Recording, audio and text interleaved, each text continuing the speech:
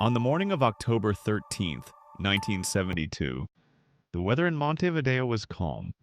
A Fairchild FH-227D aircraft belonging to the Uruguayan Air Force was preparing to transport a rugby team to Chile. There were 45 people on board. Rugby players, some of their relatives, the aircraft crew. No one knew this flight would become one of the most shocking survival stories in modern history. The pilots were experienced, but the forecast warned of turbulence and reduced visibility over the Andes. Despite this, the flight proceeded. The first hours were calm. Passengers laughed, chatted, and discussed the upcoming match. But as the plane neared the mountains, everything changed. Clouds thickened, turbulence intensified, and the pilots lost clear contact with ground radar. A navigational error made them believe they had already passed the mountains.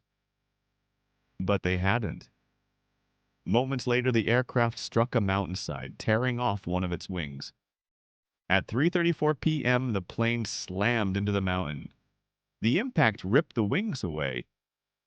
Inside, passengers were thrown violently around. The fuselage skidded down a snowy slope and finally came to a stop. The aftermath was devastating. 12 people died instantly. Many were critically injured. The freezing air made breathing painful. Those who survived stared in horror. The aircraft was torn open, and outside stretched nothing but endless, deadly white snow. Their unimaginable struggle had begun. The Andes night was a death sentence. Minus 25 degrees Celsius. No heat, no shelter, no real food. The survivors ripped out seats to create a makeshift shelter. They huddled together for warmth, bodies trembling violently. Their plan was simple. They would wait. Someone would find them soon. But they didn't know that their plane's exact location was unknown to rescue teams. On the second day, they heard the sound of search planes. Everyone rushed out, waving metal pieces, screaming for help. But the fog was too thick. The search aircraft passed right over them, without seeing them. On the third day, they turned to the radio and heard the announcement that shattered them. Search operations for the missing aircraft have been called off. Silence fell. Tears flowed. And then a terrifying realization. No one is coming. We must save ourselves. Days passed and conditions worsened. Wounds became infected. Supplies ran out. The cold cut deeper each night. Their food was gone. Only a few chocolate bars and sips of wine remained. Then they made the most difficult decision a human can face. To survive, they would have to consume the bodies of their deceased friends. A decision that would haunt them for the rest of their lives. Some cried, some prayed, some refused at first, but eventually the will to live prevailed. On the 17th night after the crash, disaster struck again. A massive avalanche roared down the mountain and buried the fuselage. The survivors were trapped in complete darkness under tons of snow. 8 more died that night. Only 19 people remained alive. They now knew the truth.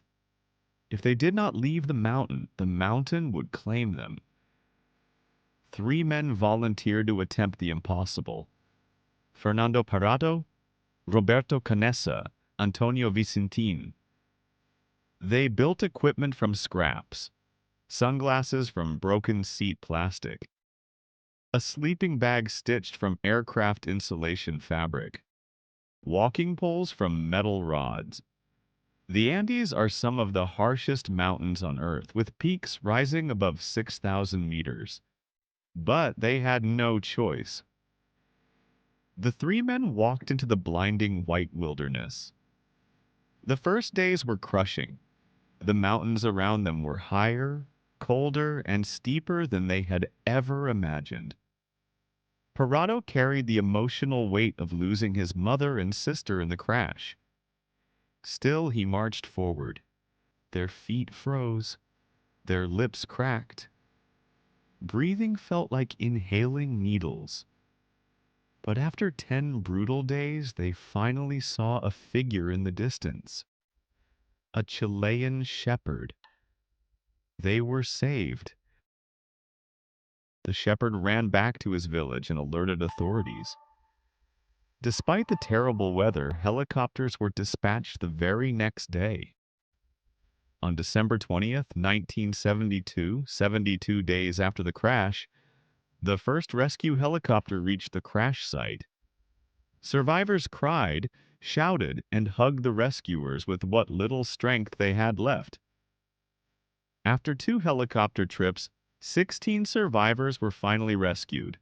The world called it the miracle of the Andes. Returning home was emotional and difficult.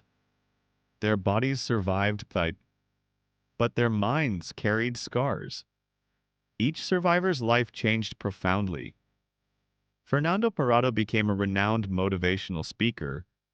Roberto Canessa became a doctor specializing in pediatric cardiology. Books, documentaries, and the film Alive, 1993, explored their story today. The area where the plane crashed is known as the Valley of Tears. The Andes survival story remains one of the most powerful examples of human endurance, courage, and the will to live.